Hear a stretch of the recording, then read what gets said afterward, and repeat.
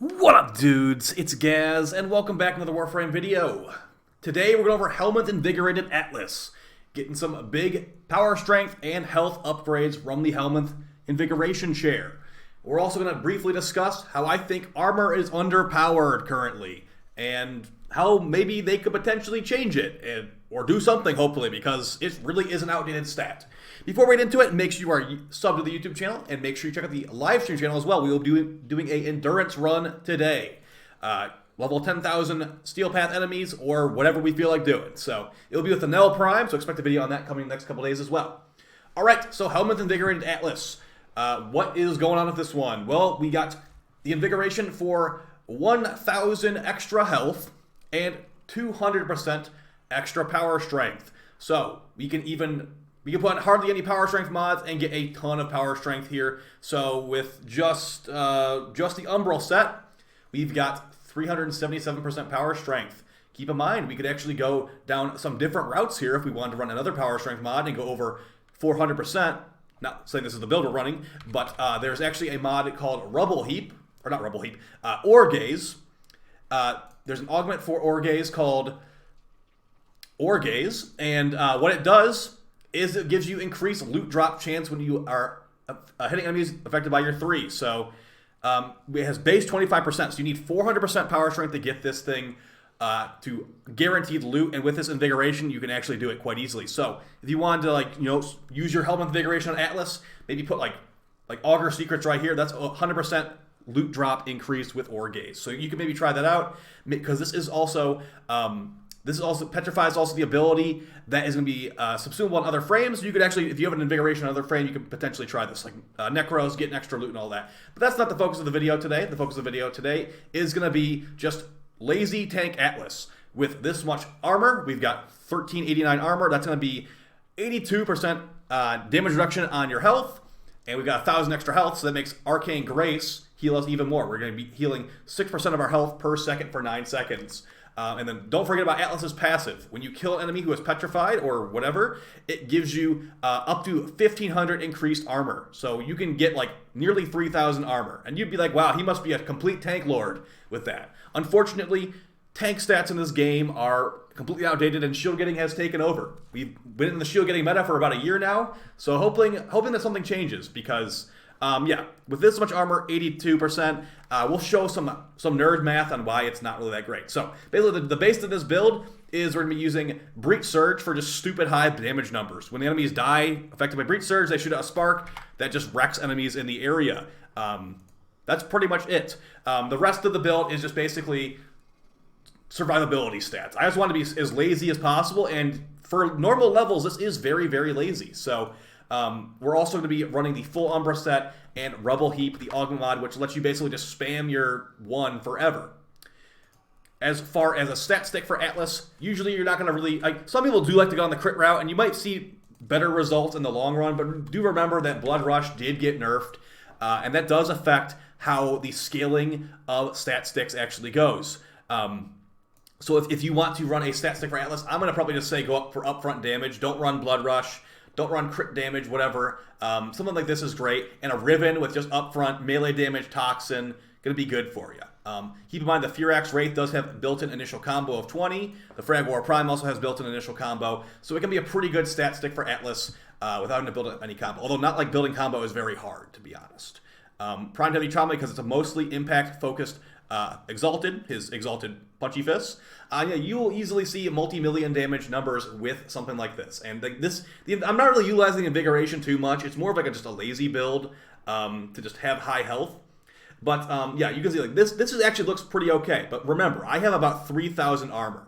Getting that much armor with this much health is nearly impossible on most frames. And even then, I'm basically, there's a 68 million damage number right there. I'm mostly immortal, because while you're punching with Atlas, you're invincible. So here's what I'm hoping that we can maybe do, since in 2022, I think we do need a meta shakeup. Make things that aren't good potentially good, make things that are bad, or buff some stuff. So 3,000 armor. How much DR are we getting with 3,000 armor when our passive is up? Thankfully, the dudes on the wiki have an easy calculator right here. So So our past, modded, we have 1389 armor. That's 82.24% damage reduction only on our health. Remember that. If we add 1500 more on top of that, we're going to be at 2889 armor. That's 90% DR, not counting adaptation. They did nerf how damage reduction stacking works like a couple months ago. So adaptation's really not giving you that much bang for your buck when you have this much armor in the first place. But let's look at, so like 90% DR with a ridiculous, we're literally getting 1500 extra armor right there.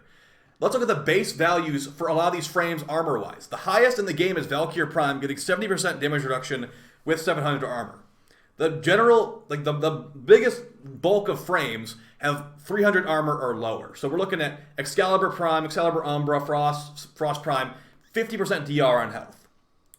So that's what you're dealing with here. And then the way that armor goes, basically when you get to 3000 armor, it doesn't really start scaling that much harder at all, because you're going to eventually get to 99.999 or technically 100% DR with rounding. But let's just look at it. So realistic number right here. Let's just look. Okay, normal frames, 100. You're getting 25% damage reduction to health. Let's add a 0. 1000 armor.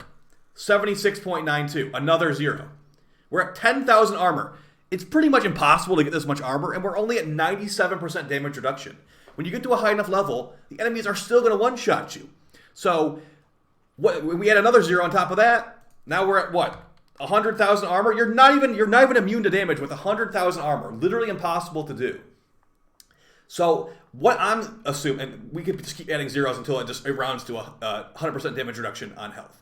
What I'm saying and what I'm suggesting here is maybe we should increase the base amount of DR that armor points provide for like a normal frame. Like you see like the little wimpy frames like Yareli, they got 100 armor. Maybe make it where 100 armor is giving you 35% damage reduction to health. And when I get high enough armor, like let's say I get 3,000 health with a setup like this you're seeing in the video, full Umbra set, Atlas passive, of course you could use like Arcane Guardian or something like that. I think that should make you really, really tanky, and it doesn't feel like it does all the time, because we're also getting Arcane Grace to proc. When you pick up Atlas's Rubble, it actually heals you. So our health is going down, but we're immediately healing it back up, which not all frames can really do that. So I say maybe increase the base value that you get, or here's something that I've been thinking about. How about armor gating? You saw how hard it is to get those high armor values. The highest one in the game is base 700 from Valkyrie Prime. How about if I'm modding for armor, so I'm increasing my Valkyrie's armor to 1,500, 1,000. How about you get a built-in mini health gate, depending how much armor you have. You would have to specifically mod for this to get this extra armor gate, and make it where it's not completely broken. Like shield gating is kind of broken. Maybe make it require a completely full heal or something like that to refresh your armor gating. And here's how I would make it work. So armor gating would be above your health, but underneath your shield. So you get your shield gating first. If shield gating was broken, you'd start getting shot on your armor. Your armor would basically be an extra health bar. And let's say every 800 armor, you get a built-in armor gate. So for frames with very high armor that are supposed to be tank frames, that don't really feel like tank frames just because how shield gating is, that could potentially give you the option to have some sort of actually feel like a tank with your armor tank build, because these stats are outdated. Shield gating is just superior, and we'll have to see if they do anything about shield gating. I don't think it's a huge problem. I mean, the game is still going on. It just makes the game a little bit too easy. And it's not like this wouldn't make the game even more easy either, but at least it would let us have some options. I feel like anytime I mod for any of these stats, if I mod for any of these Umbra mod stats, Umbral health, Umbral armor, these are wasted. These are completely wasted. And even doubling down on that, modding for increased shields is wasted too. Like things like Prime Vigor, this is just a wasteful mod slot, honestly. If you're going for min-max survivability, which not everyone goes for, to be fair. But yeah, I think it definitely could use a change. I'm sure a lot of people would agree with me. Especially with the Decaying Dragon Key just being abused as much as it is. It's just been out of control for too long. And I honestly hope that something is changed by it. I don't want everyone to lose their favorite playstyle, but I want playstyles just being a lazy tank to actually be viable at high levels, because you're eventually just going to get one shot. We showed that right there. And the way that enemy damage scaling goes in this game, they're eventually going to deal 1 million damage per bullet. And even if you have 99.7 with 100,000 armor, which by the way is literally impossible, unless you found some cheat code or something, unless you have this much armor, it'll take off 1 0. you ain't surviving anything. And even if you are taking a million damage, I mean, 99.97 reduction to a million damage is still enough to kill the frames in this game because of how much armor and health we are able to mod for with every health mod. So, yeah, let me know how you guys feel about this down in the comments. It is something that I think is quite obvious, but not everyone is, like, you know, fully aware of the situation. So, yeah, it wasn't much about the Invigorated Atlas build. The extra 1,000 health does make Grace scale better. It leaves us a little bit more wiggle room. But yeah, something like this is just a meme as far as I'm concerned until we get some big changes in the meta. I'll see you guys later on Twitch. Take it easy. Peace.